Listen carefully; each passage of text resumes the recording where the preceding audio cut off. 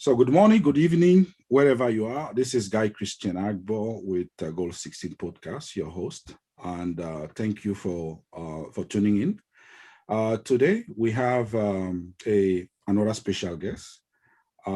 She's from England, originally from Sierra Leone, right? And this lady is a very special lady because she's going to be the first African prosecutor that I invite on the show or on the podcast, because I had other former prosecutor before, but they were white. But she's the first Black. And my understanding, she's probably going to correct me when I introduce her, is that she has been one of the only one, as far as I know, that has worked for the Serious Fraud Office of the UK, United Kingdom. So please join me to welcome my sister, Lloydette Bai-Marrow. Lloydette, welcome. Hi, Christian. Hi, Guy Christian. Thank you so much for having me on your podcast.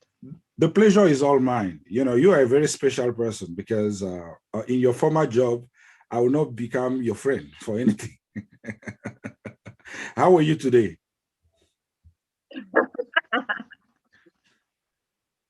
I'm awesome. Thank you. I'm good. A bit full on around here, but okay. We're good. Good to hear that. Good to hear that.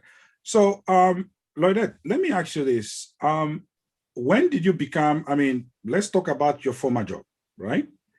When did you become a prosecutor for the Serious Fraud Office in the UK? So I joined the UK's Serious Fraud Office in 2013. Right. And it was April 2013. And when I got that job, it really was my own job. It was the job that I've been working towards my whole career. And I was super excited to join the SFO. And as soon as I got there, basically, I was thrown right into the middle of a case that was getting ready for trial that had been going on for about 3 years before I joined. So it was really being thrown into the deep end from the beginning. I hear you. So let me ask you this. When you got there, because when I was introducing you, I wasn't sure if you were the only Black person who was working there at the time when you joined. How is the, is it true, or I'm just getting confused or something? So when I joined the SFO as a lawyer, when I first arrived, I didn't really realize that there weren't any other Black lawyers in the department. Right. It took me about 2 or 3 months to kind of figure out that there were no other Black lawyers. There are lots of Black people who work at the SFO in different departments and in junior grades. Right. But when I was there, my first year there were no other Black lawyers. There were certainly no other African lawyers, and there were certainly no salon girls like myself there. So I was definitely the only Sierra Leonean, and I think I'm the only Sierra Leonean lawyer to have worked there. Yeah, right. But obviously, within about a year after I joined, we had a few more lawyers of different ethnicities who joined. A few more Black lawyers joined the organization over my 4 years there. Okay. So how was your experience? In other words, did you enjoy working there? Yeah, I absolutely did. It was a great job to have. And I think as a criminal lawyer, if you have any kind of desire to be involved in complex economic crime or the investigation of complex crime, I think the SFO is literally the best job that you could have as a government prosecutor. Because at the SFO, the range of work is so vast. The SFO doesn't prosecute and doesn't investigate, everything that comes through its doors. It really does focus specifically on the most complex criminal cases that there are. And so you're really at the forefront of, exciting cases. You're at the forefront of sometimes new law. So we'll talk a little bit later about the Deferred Prosecution Agreement regime. Yeah, definitely. You could probably, if you're not careful, yourself on the front of a newspaper, Yeah. because the cases are highly political sometimes, and they are very high profile. And so, you know, it is a job that is full on, but I loved it. I absolutely loved it. Good, good. So let's talk about that that deferred prosecution agreement that you just mentioned, because that was going to be the next question I was going to ask you. So what is the difference between the process of getting a deferred prosecution in the UK with, I mean, the difference with obtaining that here in the US?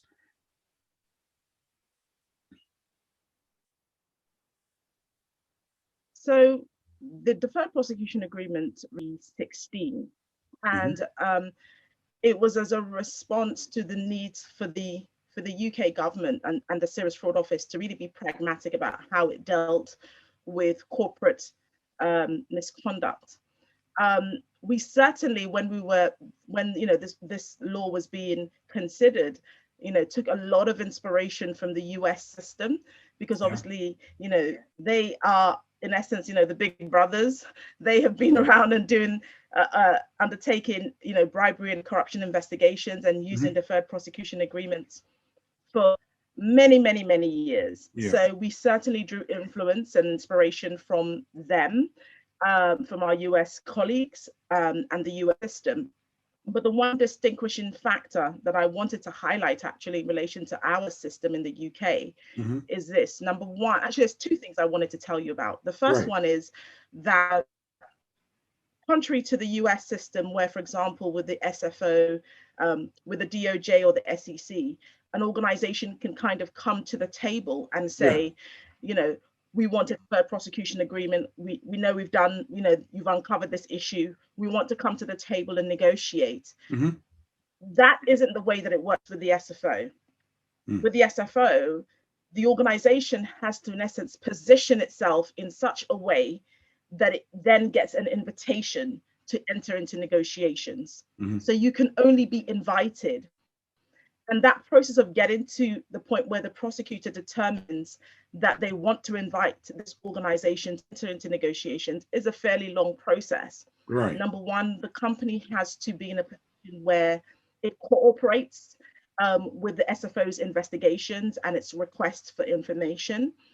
And the SFO has released some guidance around what constitutes cooperation, but in essence, it's making witnesses available, it's making documentation available.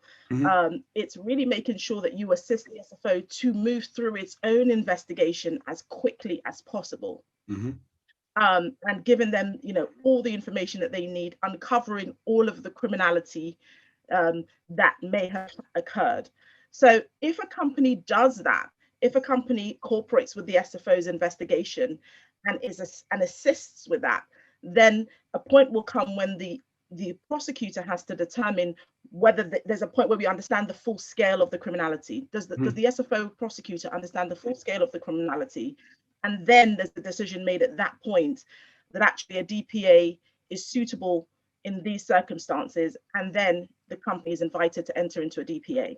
So it's a different process to how it operates in the US. And I think the element is that once we've had that negotiation, it isn't a discussion that just occurs between the prosecutor and the company's lawyers.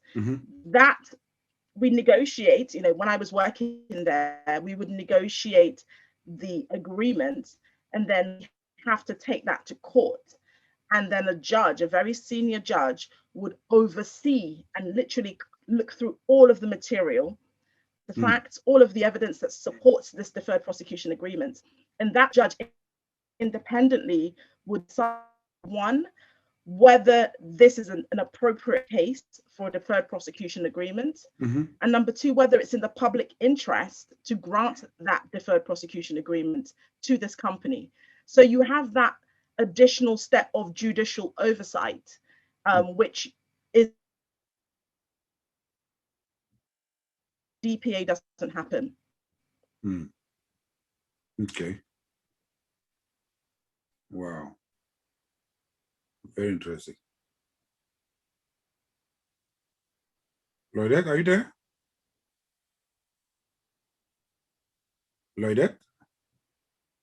I'm here.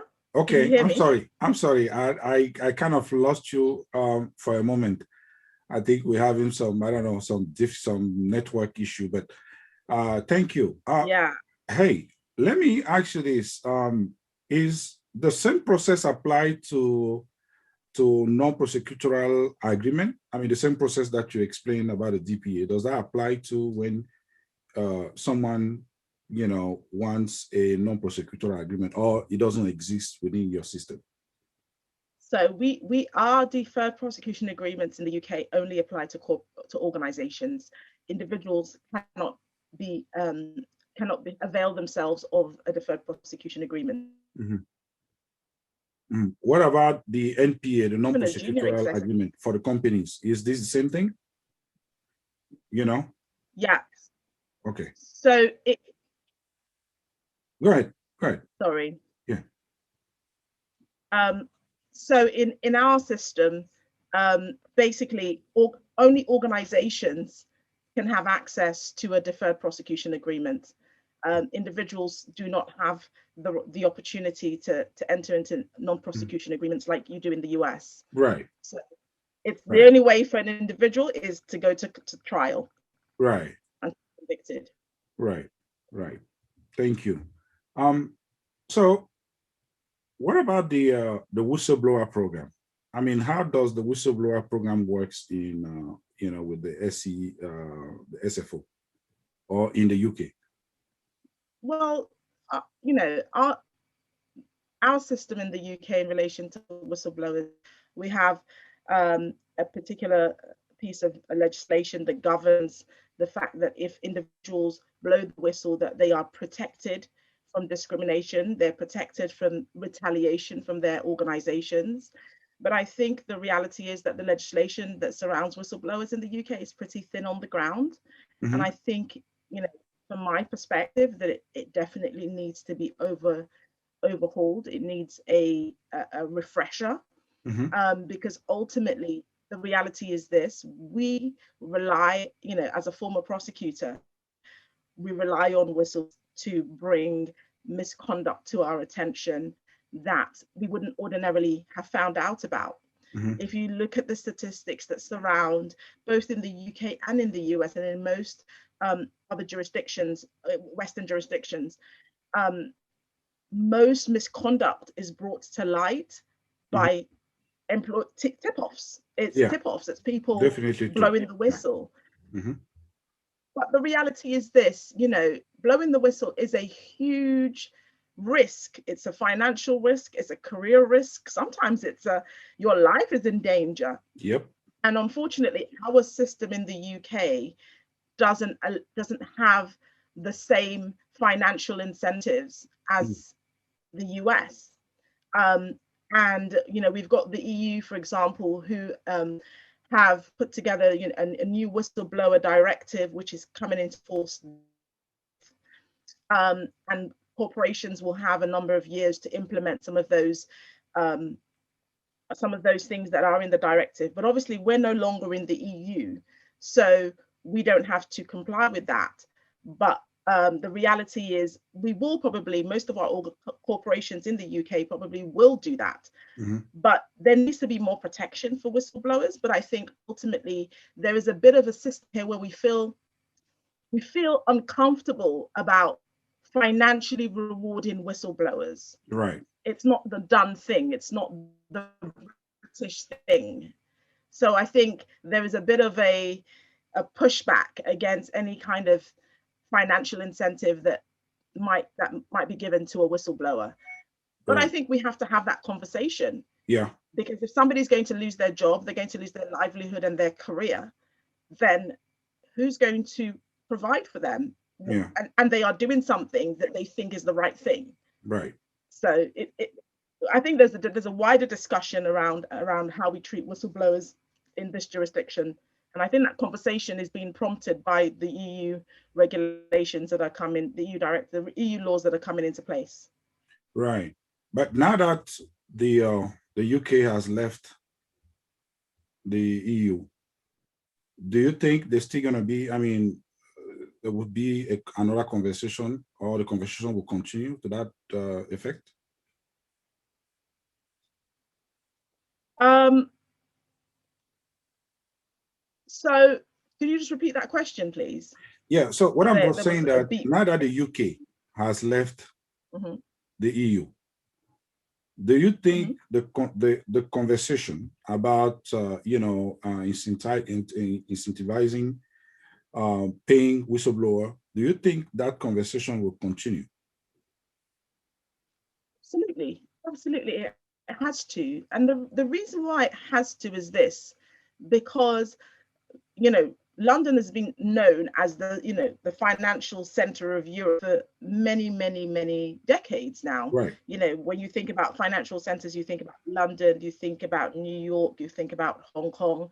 It's an epicenter of financial services. And the Right. reality is that those companies that continue to be based in the UK, they still have operations in Europe, because many organizations, they came to London because they saw it as a gateway to Europe. Yes. And so any organization that intends to do any business within the European Union will have to comply with those the new rules around whistleblowers. And so it's just a matter of time before the City of London and the UK aligns itself with what the EU is doing, because our organizations, if they are going to do business in the EU, will be bound by those rules anyway. Right. Now, do you think the same sentiment that will apply to the whistleblower program, or will apply also to the sentiment that, I mean, to the how you put this way, to the conversation? Let me rephrase the question. Do you think the UK will acknowledge that it's as one of the biggest, or probably the first financial center in the world, is also the first place where illicit financial flows comes or goes from? I mean, you can look at it either way. In other words, do you think Going there. right? Right. Yeah, Do I you knew think that was the your people of the question. I knew UK? that's where you were going. Right, right. Because I just want to find out what you think. I mean, what is the sentiment there? You as a practitioner, I mean, you see all these things that, all different organizations. We are all unanimous. We know where the money is. We know where the money comes from. We know why the money is there. But the question is, are people really going to be motivated at one point to take care of that issue?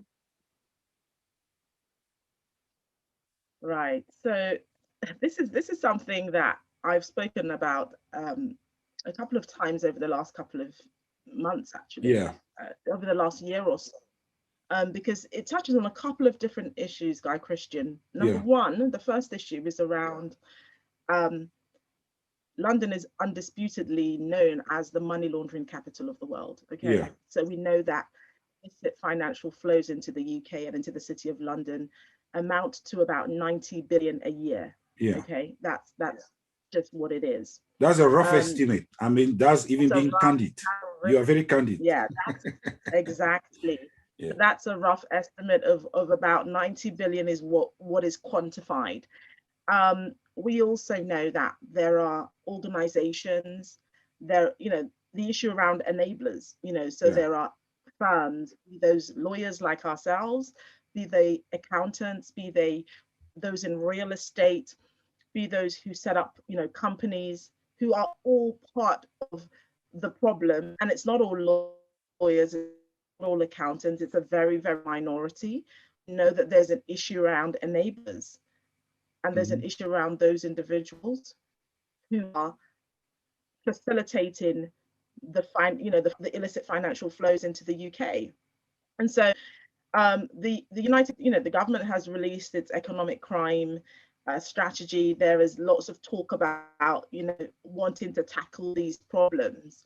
And actually, there was an article that was in The Economist yesterday or earlier on this week that was talking about the fact that the war against money laundering is being lost. And it was quite depressing, to be honest with you, because, despite of all that's been done by so many different organizations, we're still not tackling the root cause of these issues.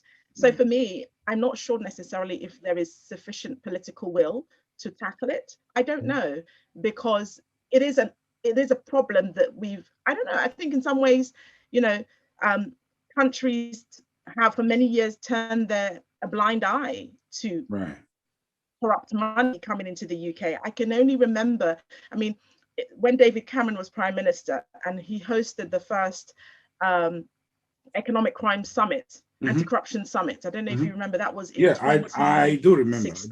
Yeah. And he was overheard on a hot mic just before the conference, the summit started, talking about about Nigeria being fantastically corrupt. I don't know if you remember that. I do remember. And President Buhari, with all due respect to him, gave a fantastic response and said, Prime Minister, that may be the case, but where does the money that is stolen from our country end up? Yep. In the UK. Yep. And there was no response to that, because it's true. Yep. So if we are going to challenge other countries to be, to tackle, corruption and to tackle a range of economic crime issues, and we have to kind of start here.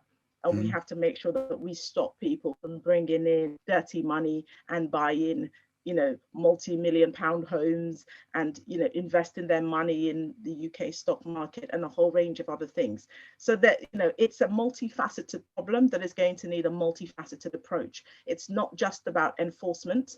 Right. It's not just about prosecution. Yeah. It's actually about tackling, in essence, we've got into a really bad habit. We're kind of hooked on the dirty money. Yeah. We kind of wean ourselves off that in some way.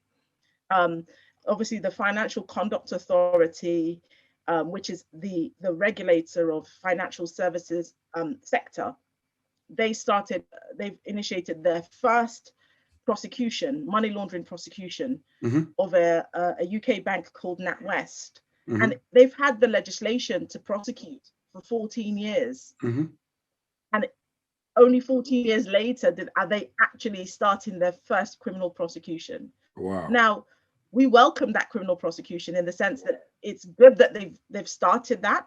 Obviously, that has to be proven in a court of law. Yep. In due course. Actually, I think the case is in court today. NatWest have their first appearance in the magistrates' court today, so the lower court today, and I think they're supposed to enter in a plea. Right. But the point is, if the legislation is there, but the regulators are not using it, or they're cautious about using it. So I don't think prosecution is the only way. I do think that there are other things that need to be done, and different parts of our society need to take responsibility for the problems that we face in relation to illicit financial flows. Right. Now, let me ask you a more personal question as an African, from as a brother to my sister. Do you think there is a similarity between the way the UK profited from slavery to the way the UK is profiting from dirty money right now? In other words, to me, slavery was a dirty business. Was the most, there's nothing dirtier than slavery. There is nothing repugnant than slavery. There is nothing, worse than slavery. So I know the UK, a lot of people became rich. I don't want to name, but a lot of people became rich in the UK. The economy itself was substantiated by the commerce of our folks. Selling human beings, trafficking them up and down, right? So do you think there is, because for me, it seems to, as a scientist, that's the way I look at it. There is a, in my mind, I'm looking at it like, okay, why are these people, they always like things that are, done in a certain way. That's just my simple prospective African way of looking at things. What do you think? Gosh, that's a loaded question, because I completely agree with you. I know. I know. I know. That's why I'm asking you. You know, I know. I agree with you from the Yeah. perspective that absolutely everything that you said about slavery, completely right. You know, there I'm with you 110% on all of that. Yeah. And the facts are as they are undisputed. And the reality is that I think the British government only in the late 2000s finished paying slave owners Mm. or their estates the Right. loss that they suffered when there was the abolition of slavery. Okay, so it's undisputed that many people were rich off the trading of human bodies and black human bodies. Um, Now, to kind of align that with this issue around illicit financial flows, I wouldn't necessarily agree with you that it's the same or there is a parallel. And Right. the reason why is this, because we have to get to a point, I think, as um, as Africans, Mm-hmm. I'm proudly African, where we, number one, demand better of our leaders. Mm-hmm. Yeah. We demand Agree. better of those who serve us, Mm-hmm. who say that because, public office is an office of servitude. Yep. It's not a get rich office, it's an Yep. office of servitude, to the people, So we have to start changing our own mindset about what is acceptable Mm-hmm. and what is not acceptable. Because in some of the jurisdictions that I've had the privilege in Africa, in African jurisdictions that I've had the privilege in Mm-hmm. working in, one of the things that, when I speak to investigators Mm-hmm. and prosecutors who work for an anti-corruption commission or, an organization similar to the SFO, Mm-hmm. one of the things that you hear them say time and time again is people think that we're wasting our time. Right. They think that the job that we do here is a waste of time, that we should be out there, you know, hustling, getting money. Right. And why would you want to be investigate corruption? What a waste of time. I've heard that a People lot. who I've work heard that a lot. Even in my family. people, I heard that a lot. Yeah. people who work in these organizations, they're isolated, they're ostracized from Yeah. their own family, from their communities. Often, they walk into a room, 10 people walk out.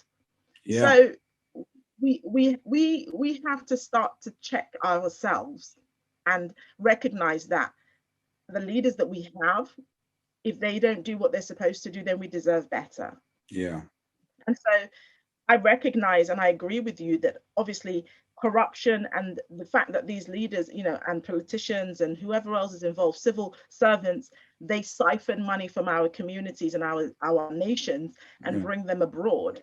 And that money is gladly received by those countries and kept in their banks and in their vaults. Absolutely, that's abhorrent, and it's not quite Yeah. called illicit, right? It shouldn't be called illicit. It should be stronger than that, because in essence, it's not money that belongs to these people. But from my perspective, I think it starts with us. Yeah. It starts with us demanding better from our leaders. Mm-hmm. It starts with us changing our mindset about what success looks like. Mm. What success looks like. Because for many people, political office is about getting rich. Yeah. And it's not. It's an office of service to the people. Yeah. And, we need to change our mindset. We need to change our mindset about what we deserve as individuals and what we deserve as, countries and what we deserve as a continent. We've been through so much. And what we're being held back a lot, not just obviously there's things, structural things that are stopping Africa, the continent, from going forward. But I think there's some things that we as Africans need to look at. And we need to kind of take a look in the mirror and figure out whether our attitudes and whether we permit and allow some of these things to happen. Because we praise people, you see them driving, the latest 2020 Range Rover, and Yep. you clap and you cheer and you say, boss man. Yes. But how did the person get that? That's How did they the get that? good question. That's And the you're right question celebrating and to you're ask. How did how he they get got it? that money. Yep. I totally agree with If it's by, if it's by, you're doing business, I celebrate you.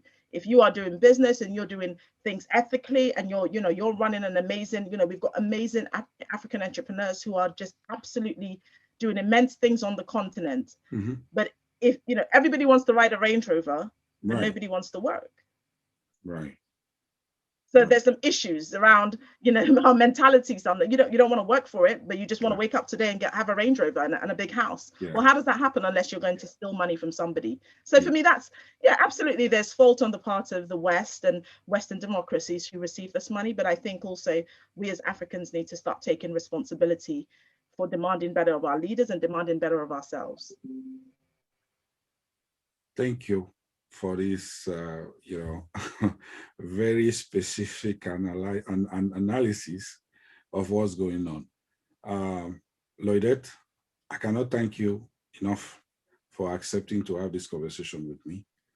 And, you know, I've had a it great was a time. pleasure conversing with you. I know you and I will continue to have discussion out of this platform. I mean, we are going to do what we think we can do to help the world, to help Africa become a better place. So I can't thank you enough. Thank you. Thank you for having me on, Guy Christian. I've had an amazing time chatting with you, and I look forward to some more conversations in the future. Thank you. Thank you so much. Thank you so much.